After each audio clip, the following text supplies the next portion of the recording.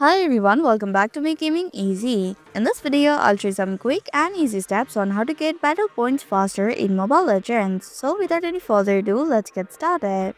The first way is by using double BB card. Tap on inventory, search for the double BB card.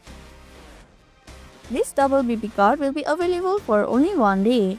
After you have activated it, this card will double the battle points that you obtain in every match you play. To activate it, tap on the use button. Select the amount of BB card that you want to use, then tap on OK button. Now your double BB card has been activated. The second way is by exchanging trial cards with battle points.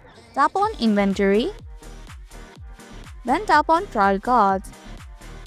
Here you can see that there are multiple trial cards. Exchange the trial cards having a battle point icon at the top right corner of the card. To exchange the card, tap on the card that you want to exchange.